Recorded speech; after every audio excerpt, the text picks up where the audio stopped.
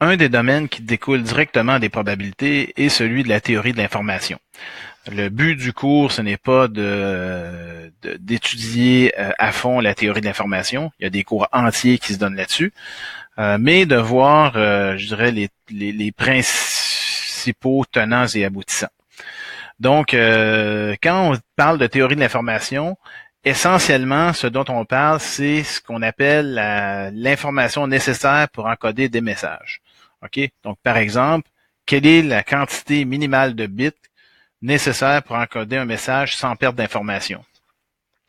Ça apparaît être une question très théorique, mais il y a des implications très pratiques et on va en voir quelques-unes dans le cours.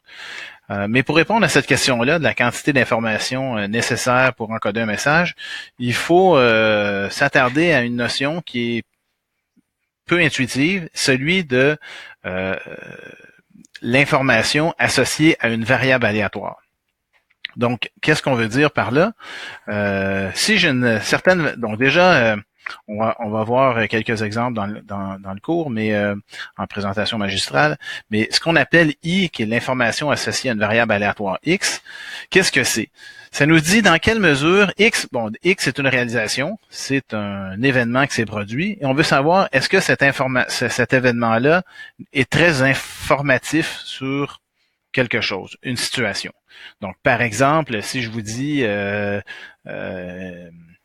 il fait chaud à Miami en juillet, c'est pas un événement qui est très informatif, parce qu'on le sait d'avance que les probabilités qu'il fasse chaud à Miami en juillet sont très élevées. Par contre, si je vous dis il neige à Miami en juillet, ben la probabilité liée au fait qu'il neige à Miami est tellement faible que l'information qui est associée à cet événement-là devient très, très, très élevée. Donc, qu'est-ce que ça veut dire? Une façon d'illustrer ça, c'est de dire que l'information I de X associée à une certaine variable, donc l'information associée à la variable X, on peut voir ça comme étant un graphique par rapport à la probabilité associée à la réalisation de cette variable-là ici. Donc, la probabilité, c'est maximum 1, minimum 0. Donc, si je vous dis que j'ai une variable aléatoire qui nous dit, par exemple, quelle est la probabilité qu'il neige en Floride, la probabilité est quasiment 0. Donc, l'information associée à ça devrait être très élevée. Si je vous dis, par contre, quelle est la probabilité qu'il fasse chaud en Floride, ou une température élevée, la probabilité est proche de 1, donc l'information est minimale. Puis entre les deux, on devrait avoir une espèce de fonction ici qui décroît pour éventuellement converger à 0. Si j'ai la probabilité d'une certaine observation, c'est exactement égal à 1, ça veut dire que X est certain de toujours avoir cette même valeur-là, là, il n'y aura aucune surprise ou aucune information liée à cette variable aléatoire. Donc, plus une variable aléatoire se réalise en un terme qui est peu probable, plus l'information qui va y être associée va être élevée. Alors, cette fonction-là ici, I de X, ce qu'on appelle l'information, c'est une fonction qui est très, très connue, qui est représentée comme suit, savoir moins log en base 2 de P de X. Donc, si P de X, c'est une valeur qui est proche de 1, déjà le log de 1, c'est égal à 0. Donc, si P de X est égal à 1, si ça ici c'est égal à 1, nécessairement I de X va être égal à I de X va être égal à 0. Si à l'inverse, ça ici, ça tend vers 0, log de 0, c'est moins l'infini. Alors, moins le log de 0, ça va être l'infini. Donc, l'information, c'est une fonction qui part de l'infini à 0 et qui décroît jusqu'à 0 à P de X égale à 1. Ça ici, ça porte un nom très connu. Ça s'appelle l'unité de cette chose-là. On appelle ça un bit. Parce que c'est un log en base 2 ici. Donc, pourquoi on appelle ça un bit? Un bit, c'est une valeur binaire, qui peut être 0 ou 1. Puis, on dit dans un ordinateur, il y a une grande quantité de bits. Il y a autant de 0 que de 1. C'est-à-dire, c'est quoi la probabilité si je prends un bit au hasard dans mon ordinateur qui soit 0 et qui soit 1? Ça va être log en base 2 de 1/2, parce que c'est égal pour les deux. Le log en base 2 de 1/2, c'est égal à log en base 2 de 2, et le log en base 2 de 2, c'est égal à 1. Okay? Donc, si j'ai une variable binaire qui a autant de chances d'avoir une réalisation 0 qu'une réalisation 1, ben on va dire que son information est associée à 1. Un quoi? Un bit. Si j'avais remplacé le log ici par un log naturel, alors on ne parlerait pas de bits, mais on parlerait de nats. Bon, l'unité est un peu différente, l'idée demeure la même.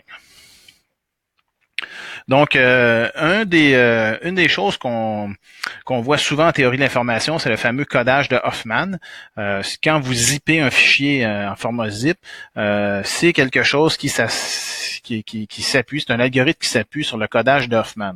Alors, c'est quoi ce codage de Huffman? Comment peut-on compresser un fichier sans perdre d'informations? On va le voir ici avec un petit exemple. Imaginez que vous avez du texte. Donc, c'est un exemple jouet juste pour illustrer le propos.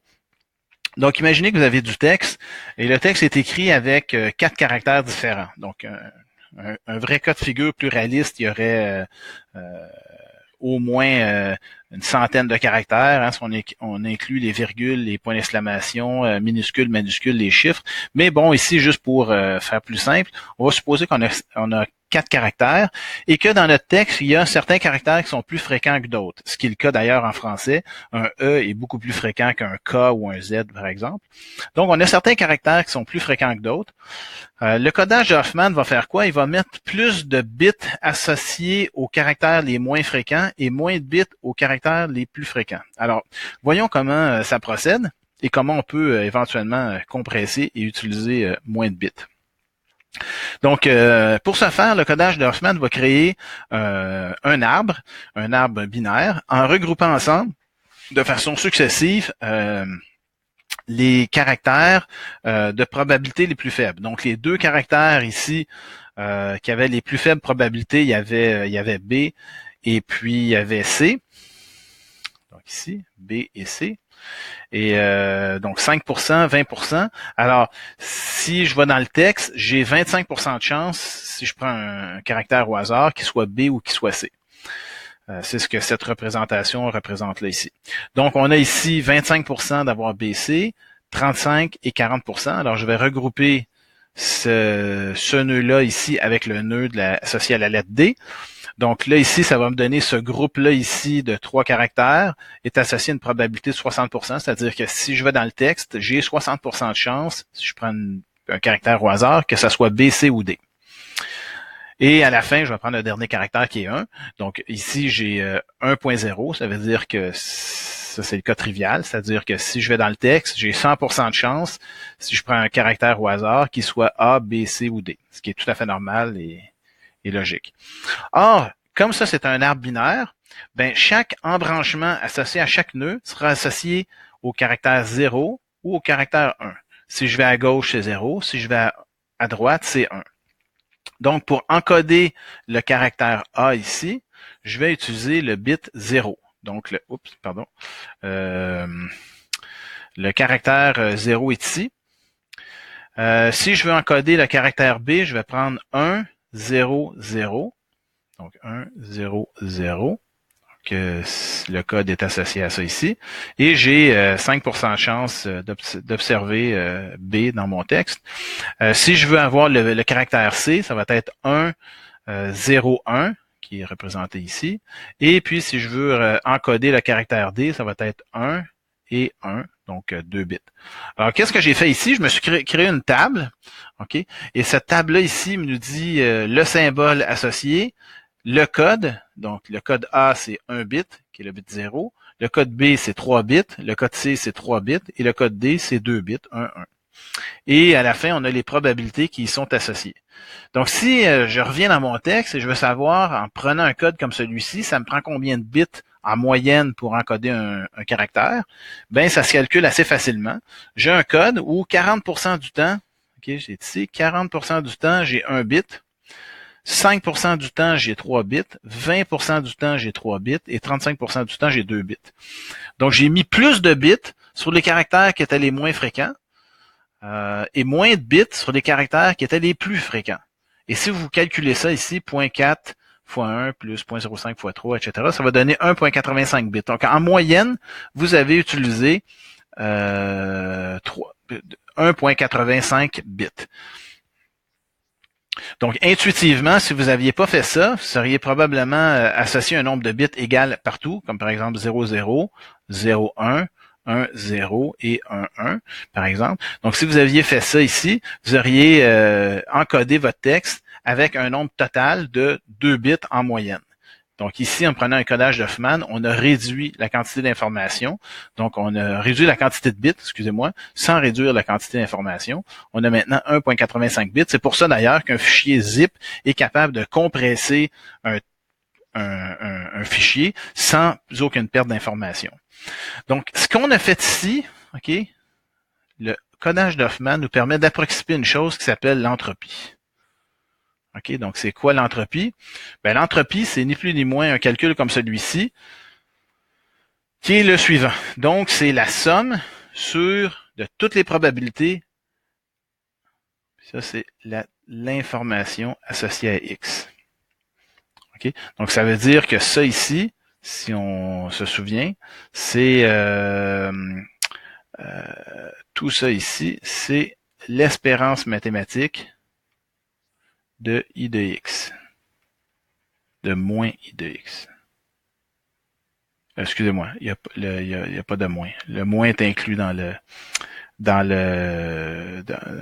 I de X. Donc, c'est l'espérance mathématique de I de X. OK? Donc, ça, c'est l'entropie.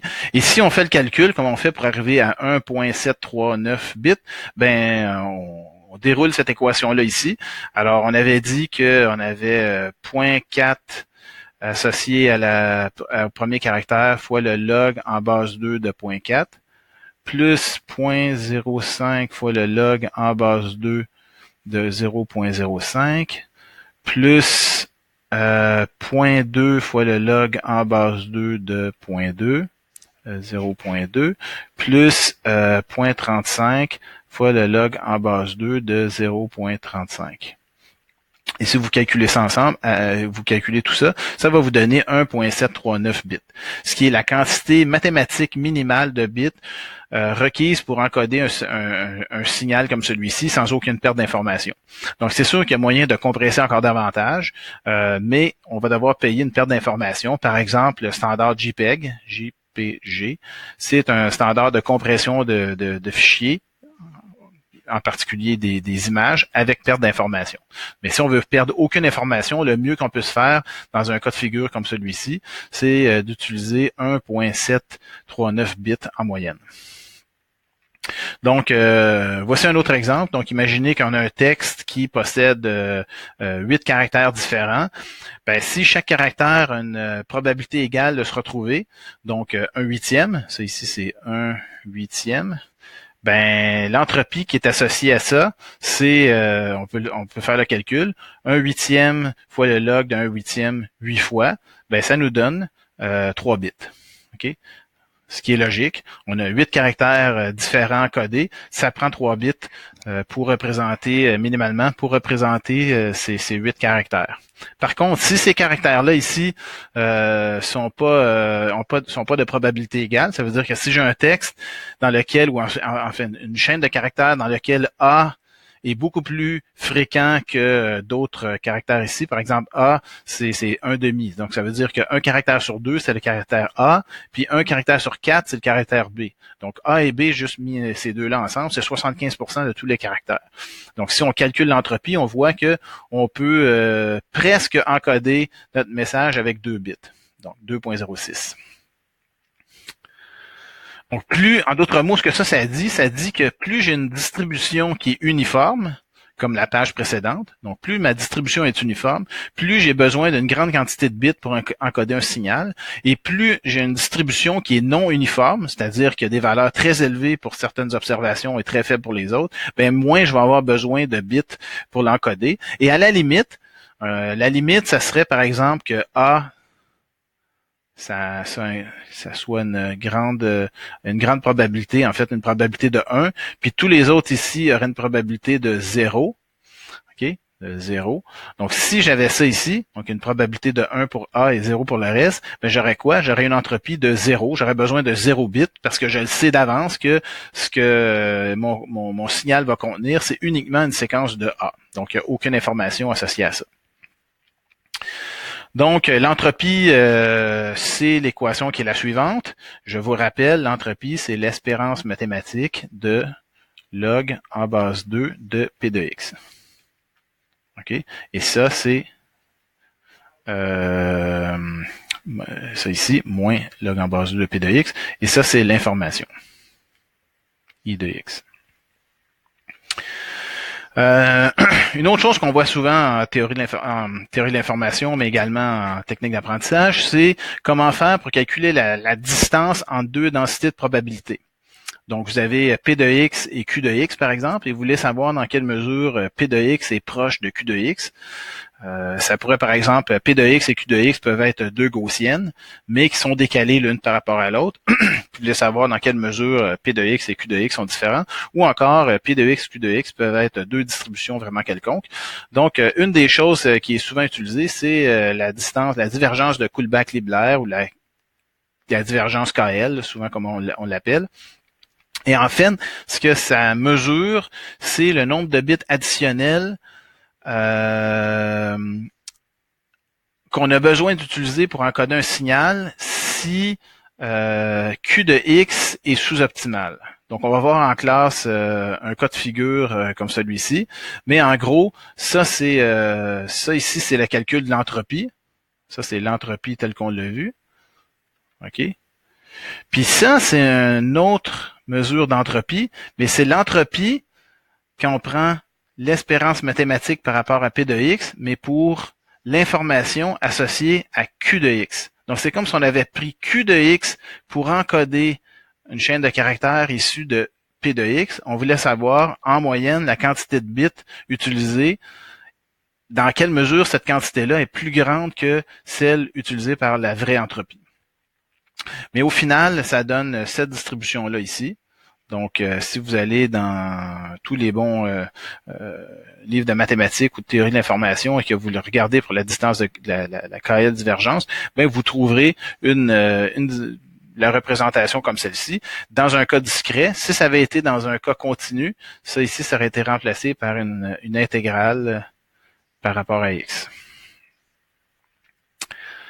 Évidemment, on peut aussi avoir l'entropie jointe. C'est représenté ni plus ni moins comme c'est ici. Et on peut avoir l'entropie conditionnelle qui nous dit dans quelle mesure est-ce que une information X est conditionnée par une autre variable Y. Donc, en d'autres mots, ça c'est comme si on disait je voudrais pouvoir encoder, par exemple, les notes obtenues par des étudiants issus du groupe 1, si je reprends encore mon exemple des notes obtenues à un examen, ben si je voulais faire ça puis calculer l'entropie associée à ça, ça serait ni plus ni moins l'équation qu'on a ici. On peut également démontrer que l'entropie jointe, c'est égal à l'entropie conditionnelle plus l'entropie de base. Et ça sera fort probablement une question à démonstration dans un des devoirs. Et dernière chose, la notion d'information mutuelle. Donc, à quoi ça sert l'information mutuelle? Souvent, on veut savoir dans quelle mesure est-ce que deux variables sont indépendantes l'une de l'autre. Donc, si on veut mesurer dans quelle mesure deux variables sont indépendantes l'une de l'autre, ben, qu'est-ce qu'on va faire? On va regarder la distribution P de x de la jointe, ainsi que la distribution de P de x fois P de y. Si x et y sont indépendantes, ça veut dire que le terme qui est ici, c'est égal à P de x fois P de y. C'est ça qu'on a dit. Donc, la KL divergence entre P de x fois P de y et P de x fois P de y serait égale au minimum. Le minimum de la KL divergence, ça serait 0. Donc, comment on fait pour démontrer ça? C'est simple. Si on prend la KL divergence entre ça et ça, on aurait la représentation qui est ici. Puis si ça, on peut le remplacer par P de x fois P de y parce que les deux variables sont indépendantes. Donc, je vais avoir P de x fois P de y divisé par P de x fois P de y. auquel cas j'aurais le log de 1, puis le log de 1, c'est 0. Donc, l'information mutuelle serait égale à 0. Ça veut donc dire que ces deux variables-là sont complètement indépendantes. Si ces variables-là sont pas indépendantes, ben l'information mutuelle deviendrait positive et donc éventuellement même très élevée.